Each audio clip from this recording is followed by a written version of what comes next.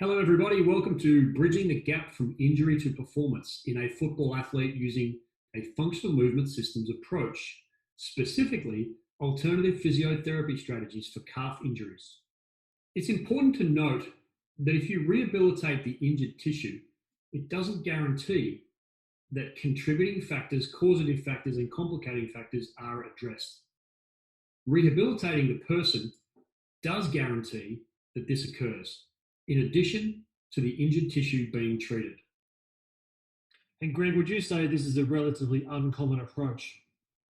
It's common in a small percentage of clinicians around the world, and I guess we're biased because we do know quite a lot of them. So it is, but in general, it is less common. An important sub message here is that performance is a behavior that we can change quickly. It's important to note that when somebody begins a presentation, approximately 70% of people in the audience, if you ask them at the end of the presentation, what's the key message? 70% of them wouldn't be able to tell you what the key message is. And approximately 50% of presenters won't be able to tell you what their key message is. So I want you to know right now that if I ask the quiz at the end, you should be able to say that rehabilitating the injured tissue doesn't guarantee that certain factors are addressed, but rehabilitating the person does guarantee those factors are addressed in addition to the injured tissue being treated. And I would challenge you to pick up on the second key message is that performance is a behavior that we can change quickly. This individual is a footballer from Australia who had a left calf muscle tear. He also had pain. And when he presented to me, he said, I have a 21% asymmetry in my single leg calf raise strength test. Now, he didn't particularly use those words. He said to me, I could do 22 calf raises on one side and only 28 on the other since I injured my calf. I've got 12 days until the championship match. Can you help me? So I'm thinking, well, how do we approach rehabilitating the whole person with a calf injury with such a short timeline? So I take a look at this particular chart here, and I know that developing capacity, meaning fitness and strength endurance, it's not really going to happen much in 12 days. Would you agree with me, Rod, that trying to change strength endurance and strength and power in an individual who's already highly trained is not really going to budge in 12 days? Yeah, totally agree. So what I'm thinking is effort is to maintain where he's at. Yeah, we need to maintain the capacity attributes. I also need to correct the competency attributes. That means that there are some things which aren't competent, meaning range of motion, motor control, pain. They're not at minimum levels. And so I need to correct that. And of course, I need to protect the injured area. So if you look at the top arrow, it's spanning a 12-day period. In the first half of it, I need to be treating the injured tissue and managing his pain. Across the entire 12 days, which is the third arrow down, I need to be correcting any mobility impairments, any motor control and stability problems that are found from the evaluation. After the first short period of time, I can then reintroduce, as appropriate, any strength endurance, power endurance, and energy system development training that is appropriate for that individual. You can see that the yellow on the very bottom, aerobic energy system development training, is known as more aerobic. It's low intensity. It's typically done as a continuous or even to some extent interval-based training, and it's usually of such a low load that it's less likely to cause any further injury to that tissue. Once there's a little bit of injury tissue healing going on, we may introduce some higher intensity energy system development, and that would be the green zones. And then later in training, we may introduce some anaerobic alactic energy system development. And those are more high intensity again. The reason that you would delay those is related to the ground reaction forces that this athlete is going to have to suffer when he goes at those higher intensity levels. And when the injured tissue is not quite ready yet, he's not going to tolerate those higher ground reaction forces. So as a general concept, I'm thinking at the beginning, I need to protect him, correct him, and maintain many of those attributes of capacity, such as strength, endurance, and power. Priority at the beginning is to protect the injured area and treat that injured tissue. In the calf, I began by treating the myofascial trigger points that were around the injured area. It's important to understand that when you have a muscle tear through running, think of it as the energy return failed in the muscle. Now, what that means is if you disregard that table in the top right corner for the moment and just think about this, when your foot hits the ground, your heel is usually elevated from the ground at foot strike, particularly when sprinting. And then the heel lowers towards the ground because the Achilles tendon elongates a very small amount. It's like a spring, like a coiled spring. And the heel drops towards the ground, and then the spring recoils, and the foot comes back off the ground, and he continues running. Now, that spring is maintained tension by very strong contraction through the calf muscles. And typically, what strains is the musculotendinous junction, or even the mid-belly of the calf. So it's rarely the tendon that strains, and it's more the spring tensioner, which is the muscle belly. So you could say that a calf injury is a failure of the energy storage return, okay? It's a failure of an isometric contraction. Now, these isometric contractions are reflex driven. What that means is that they happen in a split second. They usually happen as your foot prepares to hit the ground. And the strength of the isometric contraction goes up once your foot does hit the ground. So let's turn our attention to the table on the top right. When running, it takes approximately 100 joules of energy to bounce you off the ground. Now, you either have to produce that energy, or you could absorb it when you hit the ground, store it in certain tissues, and then use that energy that's been stored to release you off the ground. Now, the energy is typically stored in the stiff elastic tissues such as the tendons. Now, some of the research indicates that 100 joules is shared among the tendons of the lower body, in so much as 17% comes from the ligaments and tendons of the feet, 28% comes from the Achilles tendon and its associated elastic myofascial tissue, which brings you up to approximately 45% of all energy that's required to return you from the ground strike happens in the feet and the Achilles tendon and its associated myofascial tissue.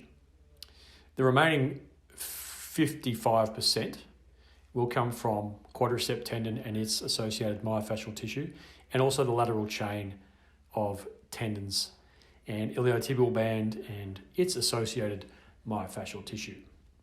It means that if you've got a good isometric contraction of the calf and a timely isometric contraction of the calf, you can get free energy from your foot and ankle, and half of that energy required in running comes freely.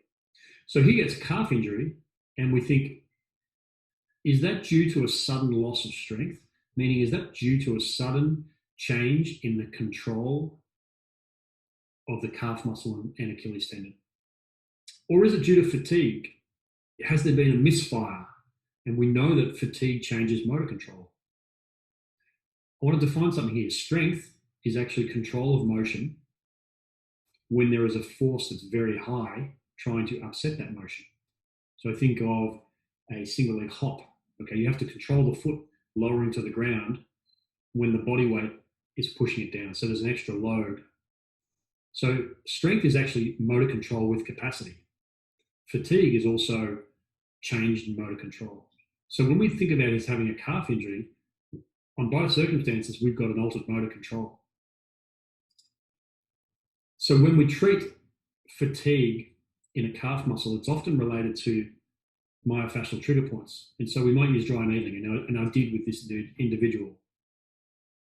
I also supportive strapped him using dynamic tape, which is very highly elastic and allows to support this torn tissue so that he can recoil and step off without as much pain. So let's now have a look at it.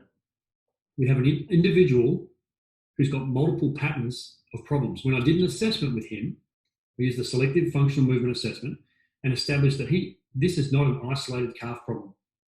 It's a multiple pattern person problem that is noticed by the individual as a calf pain. The assessment findings found that he had left calf pain and lower back pain. He had a limited straight leg raise mobility. He had limited hip rotation mobility. He had limited bilateral dorsiflexion of the ankle mobility. And he had a motor control dysfunction in thorax rotation and extension. So it's not an isolated calf problem. It's a multiple pattern person problem noticed by him as a calf pain. Now, Greg, I just say here, would we know if that was there before the injury, whether it caused the injury or whether it was a result of the injury, and would any of that actually matter in terms of your treatment approach? It matters if you had evaluated this person prior to him having an injury. Typically, you receive an athlete not very regularly. So they'll turn up to your clinic and you won't have the benefit of having had those assessment protocols. We also know that these patterns can change from day to day based on many elements of their training cycle: fatigue, nutrition, sleep, contact injuries, those kind of things. So would it have mattered had we known these beforehand? It would have mattered because we would have been able to introduce appropriate pre-injury corrective strategies to bring those up to, or as close as possible to, minimum levels. Yeah, so what you're basically saying there is, if we had have known this athlete beforehand and we were able to address training or treating him as a whole person, perhaps this injury wouldn't have occurred in the first place. And on the flip side, it's also why we have to look at this stuff, because if you were to just treat that calf alone, just with your dry needling and maybe a little bit of taping, and you weren't paying attention to these other areas that were faulty, perhaps they were caused by the injury. But if they weren't, that's a good reason why just treating the tissue alone and not looking at the person is far, far less effective as an overall treatment approach. That's correct. Often the weakest link in the chain is the one that shows up as being injured first. And that makes sense why we may need to do some strength training to a calf. But sometimes you have to think, well, why did that part of the chain fatigue to such an extent that it became the weakest? Is that because there are other parts of the chain that weren't working very well? And if they weren't working very well, then much more load is taken up at a different body part, which eventually fails. So that's why we have to look at all links in the chain and see how they contribute. We can't directly say that they caused the injury. We can't directly say that they contributed to the injury. But what we can also say is that if you don't address them, then they're going to complicate the ability to get over the injury. Those are the three C's. If you haven't seen this approach before, where you're looking at the whole person rather than just the injury, just ask yourself the question, have I had a calf injury that just won't clear up on an athlete that I'm treating? And I treat the calf, it comes back. I treat the calf, it comes back. If you haven't looked at the person as a whole and the contributing factors, that could be a reason why this calf injury keeps coming back, and why taking this approach might actually be what resolves the injury for good. 100% agree. Now, we are going to put corrective strategies in play for this individual that address, in order, the mobility dysfunctions first, which are the hip rotation mobility dysfunctions, the active straight leg raise and passive straight leg raise mobility dysfunctions, and the ankle dorsiflexion restrictions. The intent is not always to get them to minimum levels. The intent is to improve them enough so that the whole body can definitely function better because of those improvements. If they get to above minimum, that's ideal. But if they improve a little bit, then that's one less amount of pressure on the individual's rehabilitation. So I needed to do some outcome measures that told me where this person was, what his behavior was, because you will recall from the very opening slide that I told you one of the key messages is that performance is a behavior that can change quickly. What I mean by that is we watching the individual perform. For example, if they run 100 meters, they perform it in 10 seconds. That's an output. That's a behavior. This body behaves as being able to run 100 meters in 10 seconds. If they run 10.5 seconds, we would say the performance is different. It's less. But we would say that the only reason it's less is because the body behaves differently, and it only ran 10.5 instead of 10 seconds. So performance is a behavior that we can change quickly. Now, one of the outcome measures that we use to identify behavior, particularly control of movement or motor control, is called the lower body motor control screen. It's an evaluation of neuromuscular control at the limits of stability. Now, what happens is you measure the length of the foot, and you'll see in this individual top picture, it's a 11.5 inches, potentially 12 inches foot length. Now, in this individual, the athlete, he was a 30.5 centimeter foot length with shoes on. On those occasions, we then ask him to stand on the test kit and, keeping his heel down, reach as far forward as possible, sliding a box. Now, the box will remain at the end point, and we can measure how far that box has been moved. The target minimum, you should be able to reach twice as far as your foot is long. So 30.5 centimeter foot length means that he needs to be able to reach 61 centimeters. Between the left and the right side, we'd like to see that they have an asymmetry which is no greater than 4 centimeters. Now, these measures are based on large amounts of data using this test that tells us that if you were to have an asymmetry of 4 centimeters or greater, that you're at increased risk of suffering a lower limb injury. Now, I want to send him back to a championship game with as many risks covered as possible. So I need to see where he's at. So you'll see that on day 1, he had an asymmetry of 20%. On day 4, it was down to 6%, and both feet are reaching above the target minimum reach distance. And by day 11, he was within a 1.5% asymmetry and quite a ways above the target minimum reach distance. Now, at no point in time did we actually practice this test. We simply addressed some of the factors that were found on evaluation. And what we've indicated that he has now demonstrated an improved motor control at the limits of his stability. I also implemented an upper body motor control screen, which also evaluates neuromuscular control at the limits of stability. We have a baseline of the foot length. We use the same one, and we ask the individual to place their hand on the test kit as shown in the top left corner of that bottom picture, set of 4 pictures. And then we ask them to reach and push the slide box as far as possible without falling. We can measure that distance, and we're looking for a minimum reaching distance of twice his foot length, so again 61 centimeters, and an asymmetry of less than 4. Let's quickly look at his changes over those period of time. He went from a 19% asymmetry down to 0% asymmetry. It tracked very similarly to his lower body. Now, you'll go back to the original evaluation findings, and you saw that he had a motor control problem through the thorax and spine, and as a result of the strategies that we put in play, his core or his pillar or his thorax improved its motor control, and that was revealed using a test that biased weight bearing through his upper body and biased weight bearing through his lower body. We also wanted to look at a test of postural integrity with load. When a person runs and sprints, the ground reaction forces that go through their body are multiple times their body weight. Before we bring him back to running at multiple times his body weight, we want to check whether his body can maintain postural integrity under a load which is equivalent to 75% of his body weight. So if he has to carry himself by walking and an extra 75% body weight, you would say that the ground reaction force with every step is 1.75. And that's a meaningful introduction to a return to jog or to high levels of running. Because if you can maintain your postural integrity with 1.75 body weight, then you can probably return to jogging, which is approximately 2 times body weight.